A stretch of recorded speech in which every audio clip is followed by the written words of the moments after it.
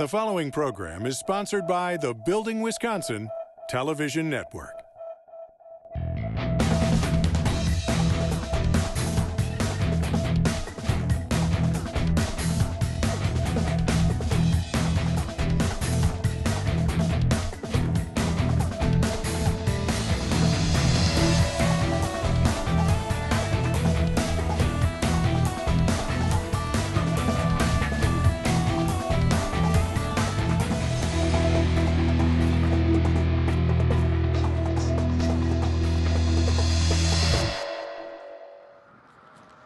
Welcome to Building Wisconsin. I'm Stuart, and on today's show, we're looking to find a long-term funding solution for our state's transportation system. So let's get started with Robb Kahl.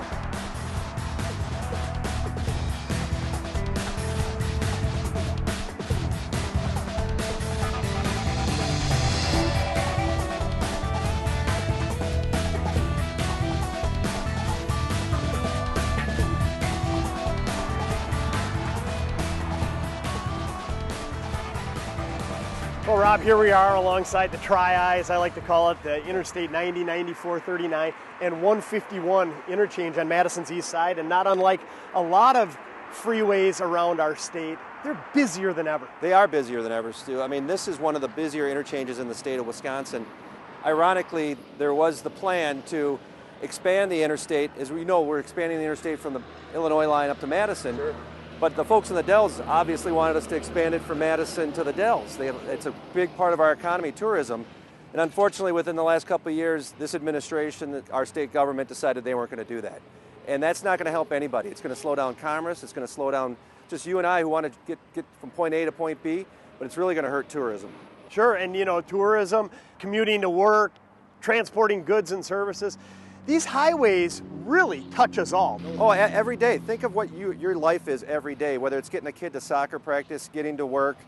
We are all using our highway system more and more each year. Most homes now have 2 cars at a minimum. It used to be 1 car. And people are just driving a lot more, whether it's for work or for pleasure. So we're putting a strain on the system, and we're not keeping up with the maintenance and expansion of that system. Sure, well, you know, just our initial conversation here really raises a lot of questions for the people of Wisconsin. And on today's show, we want to shed some light on a report that was produced by a commission that you were part of. Yeah. So let's start by explaining who the commission was and what was the purpose. So the commission was created in 2011 by Governor Walker in the Republican legislature. And I give them credit for doing that. They saw that, look, we've got a problem, we've got some issues. Let's talk about funding the transportation system. Let's talk about revenues. Let's talk about expenses, and let's talk about debt service. So 10 members were appointed. I was one of them. Secretary Gottlieb was a non-voting 11th member, but the 10 members consisted of people from local government, the agriculture industry, the trucking industry, Schneider Trucking specifically, the business community, the biking community. And so it was a very broad group that had different interests in transportation, different uses of transportation, but we met over 12, 13 months, from 2011 in October till January when we got the report done in 2013. We had 4 listening sessions around the state. UW System did focus groups around the state. We took a lot of input from everybody, and we came up with a unanimous proposal for the state legislature like they asked us to do. And unfortunately, Stu, not a lot's happened with that. Really, and so it was a bipartisan commission. Yeah. You mentioned the report. I took the time to print it off. It was called Keep Wisconsin Moving. About 160 pages in there, Stu. It's incredible. It's a page turner. I mean, my printer just kept going and going and going. I think I changed ink twice.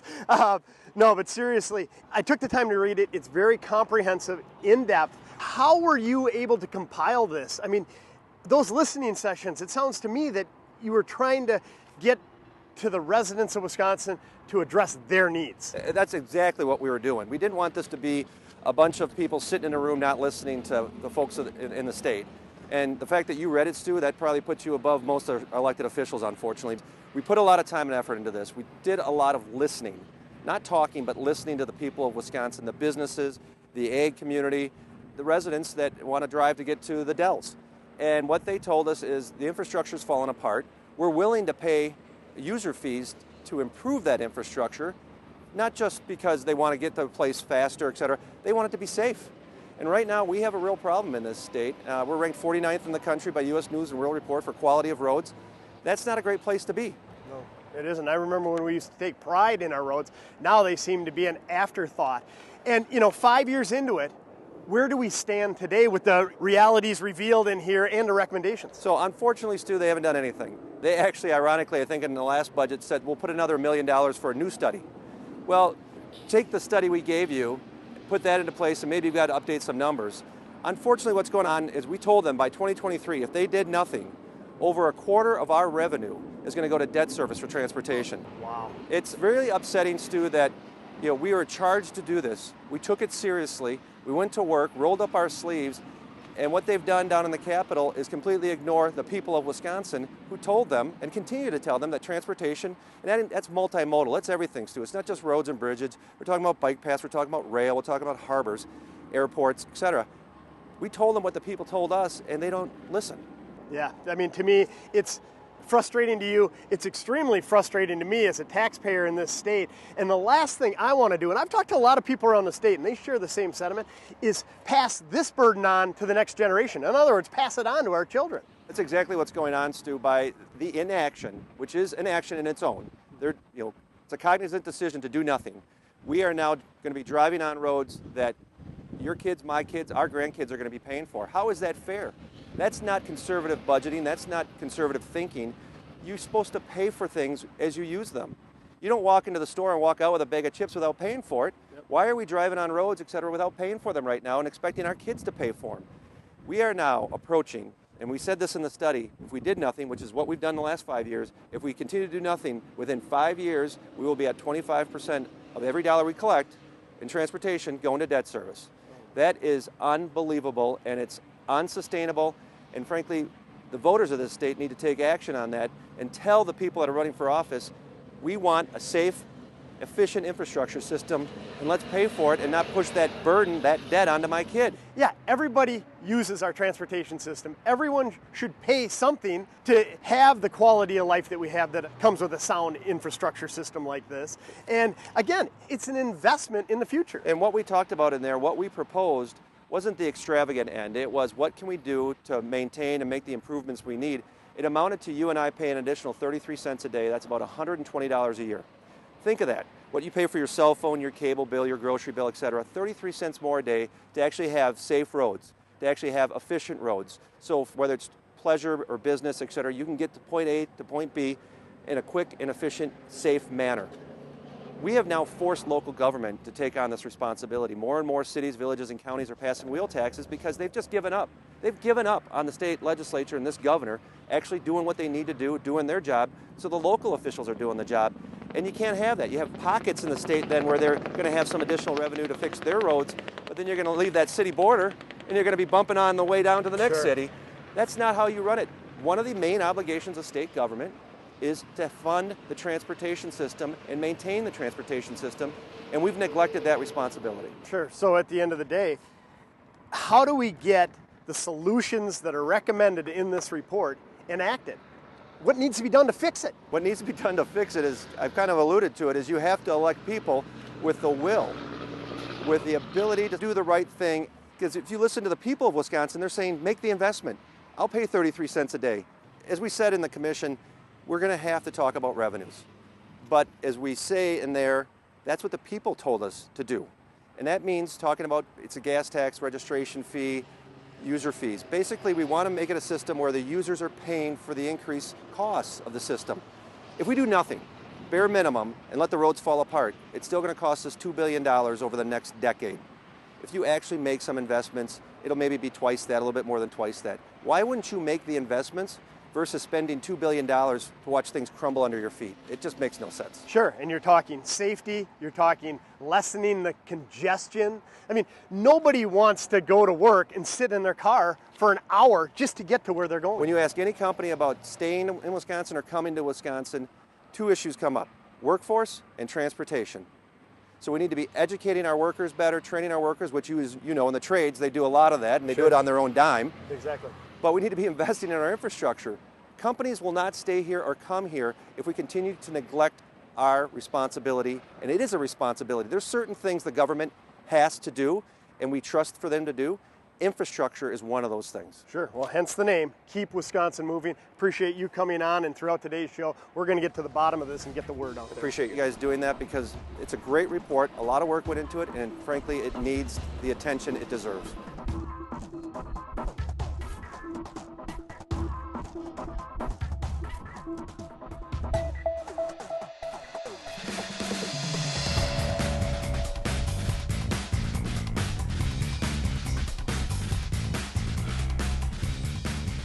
Well, Craig, here we are at the gateway to Wisconsin Dells, right where Highway 12 comes underneath the interstate and enters this tourist destination. And to me, when you think about tourism in our state, the Dells has to be at the forefront. The economic impact here is incredible. I took the time to do a little research. Last year alone, I read that visitors to the Dells area spent in excess of $1.5 billion with a B.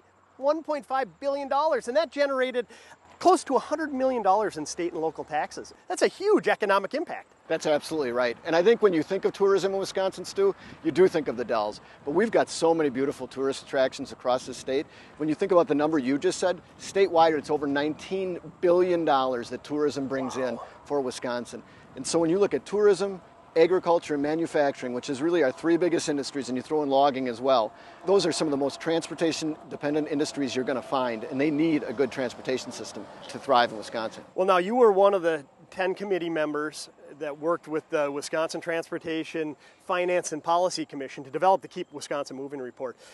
And you probably understand our transportation system better than anyone. So I would like you to explain what you do, and then touch on and remind people what our transportation system encompasses here in Wisconsin.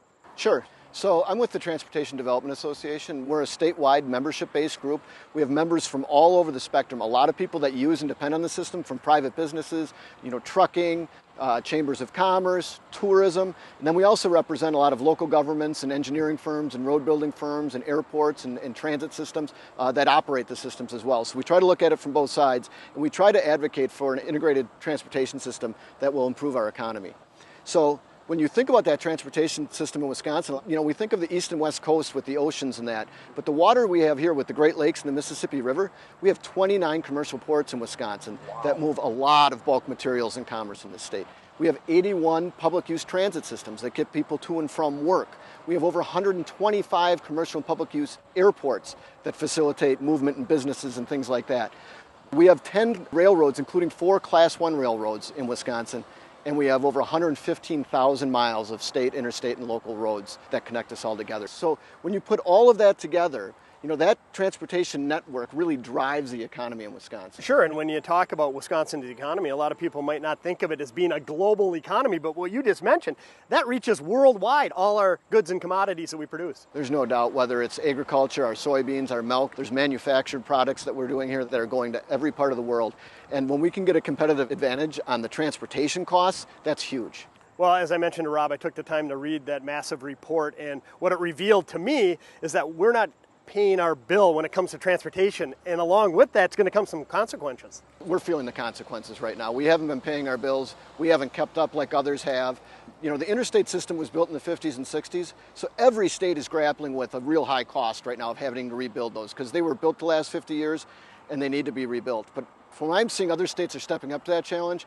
We haven't been paying our bills. We've either been deferring it or we've been simply borrowing. And we've borrowed so much that now almost 20 cents of every dollar that we do bring in, we have to go pay for debt service for things we've already done before. So you get into a death spiral and you get further and further behind. Yeah, and who ends up paying the price for that? It's going to be the next generation. Our children are going to be paying for us using the roads. We're not only passing the bill on, but we're passing the poor infrastructure on if we don't get on top of this, which is, again, what we just talked about, what drives our economy. So the report does a nice job of explaining how we raise funds for transportation in our state, but also shows us why we're falling behind and why we have such a critical issue here. So maybe you could elaborate on that. Well, the reason the commission was created in the first place was because the legislature and governor at that time recognized that we have a problem. So they appointed this 10-member commission to come up with a 10-year plan to say how we could get out of it. So as a commission, we looked at what every other state is doing across the country. But in Wisconsin, we get about 25% of our overall from the federal government. We raise our money from when we fill up our tanks with gas, and we pay a state gas tax, which is 32.9 cents in Wisconsin, and when we get that sticker on our license plate, we pay a vehicle registration fee, which for a normal car is $75 here in Wisconsin. And we haven't changed those in well over a decade. The money raised from those two areas goes into a segregated transportation fund. That, combined with bonding, is how we fund transportation in Wisconsin. And we're falling behind and we're feeling the effects. So really, at one point, say back when Governor Thompson was our governor, it was fine. Probably had foresight to plan for everything.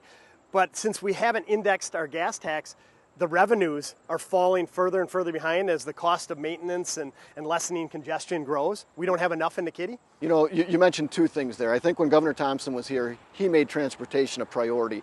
Corridors 2020, where we looked at connecting the state, so we had the plan and we had the vision, and we did still have gas tax indexing then, and we raised other fees. So we had both the revenue changes that we needed, and we had the plan and the vision. And we don't have either of those now. We repealed gas tax indexing back in 2006.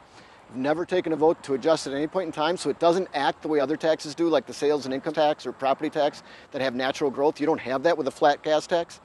And a flat registration fee of $75, that's just a certain amount. It's not percentage the way other taxes are. So we haven't changed that in over a decade, and that, along with the increased costs of needing to rebuild interstates and more fuel-efficient cars, you put all of that together, and you've got a real problem. Okay, well, Rob mentioned that a recent U.S. News and World Report ranked us 49th out of 50 states. That's horrible. I mean, that's embarrassing. I mean, we used to take pride in our roads. Now they seem to be an afterthought. My question is, what are other states, especially the ones adjacent us, doing? I mean, how much are they paying for fees, and how are they addressing all their transportation needs? You know, in addition to that U.S. News and World Report, we had an audit here done in the Midwest. And our state highways, forget our local roads and our interstates, but the condition of our state highways, Ohio is at 75% in good condition, Indiana at 75% in good condition, Michigan was over 70% in good condition. We were the last in the Midwest, but it wasn't just by that we were the last, it was by how much. Iowa was the next worst at 52. We were down at 32% of our state highways in good condition. I mean, when you compare that, you know, that's striking. So why is that? Well, as you said, they've been stepping up to the plate. Indiana increased their gas tax by a dime recently. Iowa increased their gas tax by a dime recently. Michigan increased their gas tax by 8 cents recently.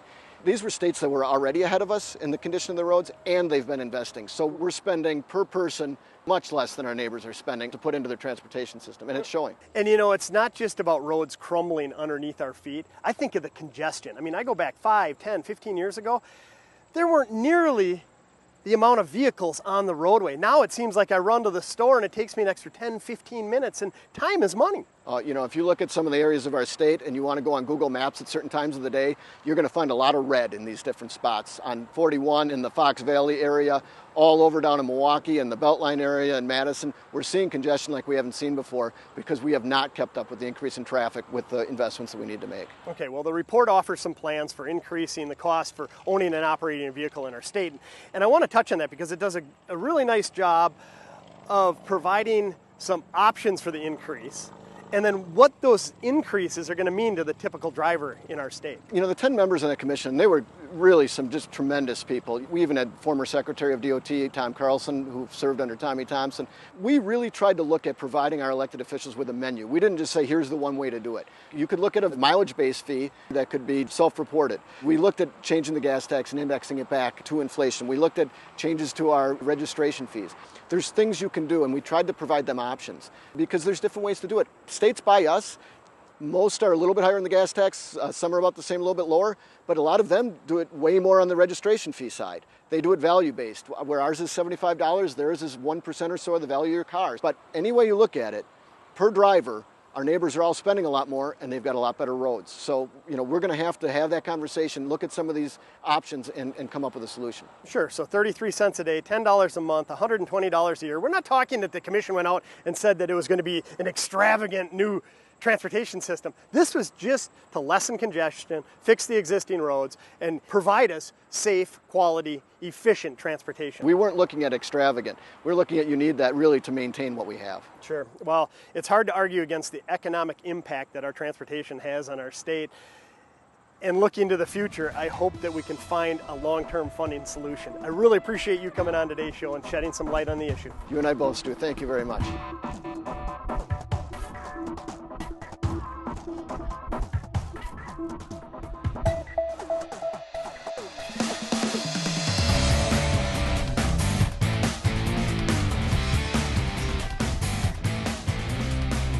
Well, Mark, it's great to see you again. I appreciate you coming on today's show and meeting me out here at one of Wisconsin's wonderful rest areas. And I call them wonderful because I'm old enough to remember when they weren't this nice. Yeah. But it's not just about the beauty. They serve a purpose as well in our transportation system. They're a great gateway for our tourists and other people traveling in the state. They're also really important for the movement of freight and for trucker safety, making sure the truckers have a safe place to get their required rest time. And that really is great for the truckers, but it's great for the safety of everybody that travels on the highway system. Sure, and when you talk about the transportation system in our state, as we have been throughout today's show, it's much more than highways, roads, and bridges, because there's railway, there's, as you're well aware, airports, there's harbors. But let's face it, most of us and most of the viewers watching today's show, it's the roads, highways, and bridges that they're really ultimately concerned about. Right. And you were the chairman of the committee that put this together. Now, last time we met, we were down at the Zoo interchange in Milwaukee, and we were talking all about keeping Wisconsin moving, how critical that was. In my opinion, that's a prime example of how it was supposed to be completed and it's not completed yet. Exactly right. The zoo is really part of what I used to refer to as really a once-in-a-generation thing for the state. And that was the rebuilding of the interstates in southeast Wisconsin, all of which were originally designed and built in the 1950s and 1960s and are reaching the end of their useful life. But to get the maximum value and utility out of those projects, like the zoo core that you talked about, we need to really take a system-wide approach and do that whole system. Now, the zoo core part was completed, but right now there's a big part of the zoo interchange left, the so-called north leg, which is not being done simply because there isn't money. There are other freeway projects in Milwaukee, for example, the I-94 corridor between the Marquette and the zoo. We spent a lot of money on both of those interchanges. We've got a stretch about 3.5 miles long in there between them that we need to finish. And we've completed the environmental impact statement. We're ready to go, and over $20 million of planning money has been spent to get to a solution that the community could accept. And here we are, totally stalled. We're doing nothing. And again, it's because we just don't have the funding available to move forward. Sure, and it's not just southeast Wisconsin. There are roads deteriorating and are getting more and more congested throughout our state. And you know, somebody watching the show up in Green Bay or up in Superior or Eau Claire or La Crosse, they might be saying, oh yeah, all that money's being spent down in the southeastern corner of the state. But that's not necessarily true. There's just a lack of funding for projects throughout the state. That's absolutely right. The state's responsible for about a 12,000-mile system of highways that are all over in every 72 counties of the state. And all of those are hurting right now because we have been decreasing the amount of money that we're budgeting and investing in the core highway programs of the DOT, which is state highway rehabilitation.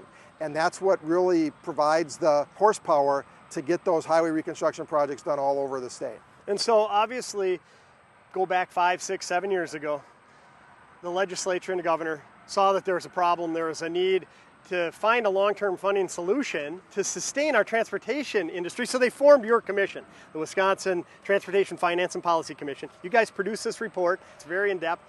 But Rob mentioned, in the last 5 years, essentially nothing has been done. I mean, a few things out of it, but really, we haven't found a long-term funding solution.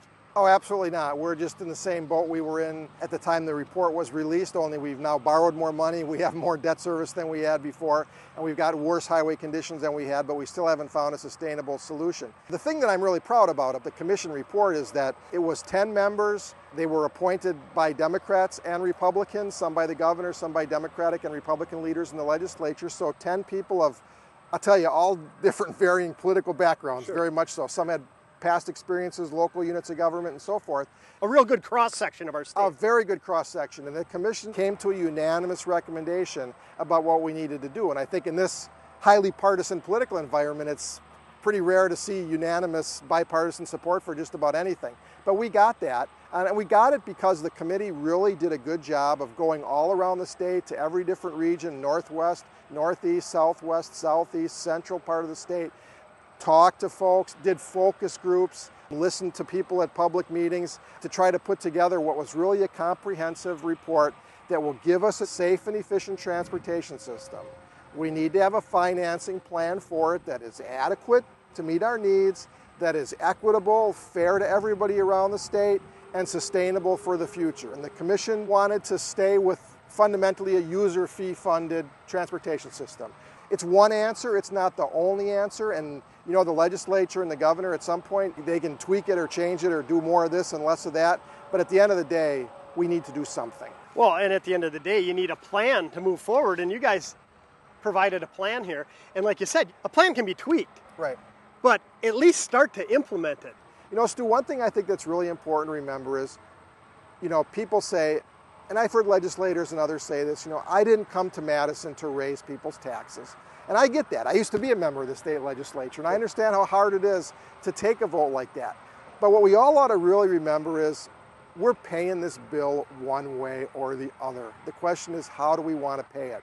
Right now, we're paying it in the form of economic losses from congestion that delay traffic, that delay commuters, that delay the movement of goods and tourists around the state. We're paying it through the inability to make safety improvements, and therefore we have higher crash rates than what we should have. We're paying for it in the fact that because we don't have the money to do long-term permanent improvements on our highway system, we're doing a lot more of these sort of Band-Aid projects that people see and that people find really frustrating. You know, people say, oh, how can we have a transportation problem when all I do is drive around all summer and I see orange barrels all over the place? Sure, there's a lot of construction going on. A lot of construction going on, but the question is it the right kind of construction?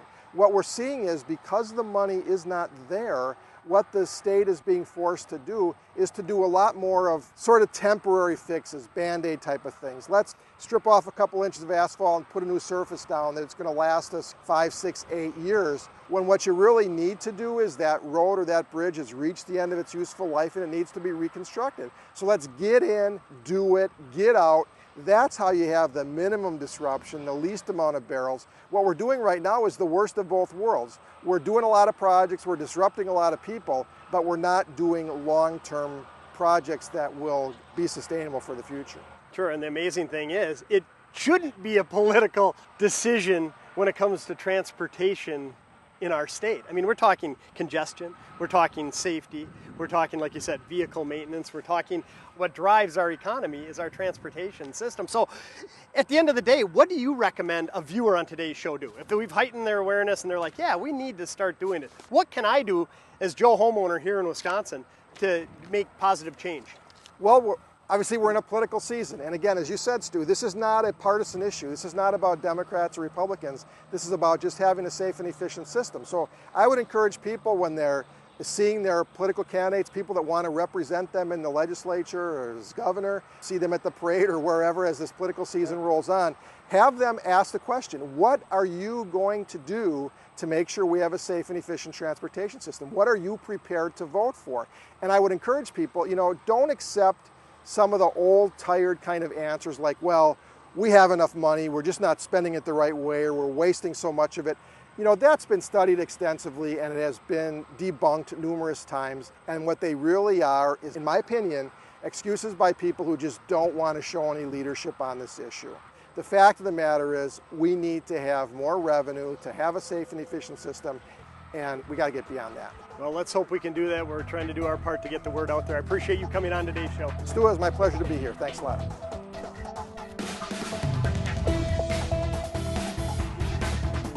For more information on Building Wisconsin, follow us on Facebook and Twitter, and be sure to watch additional episodes on YouTube or at our website, buildingwisconsintv.com. The preceding program was sponsored by the Building Wisconsin Television Network.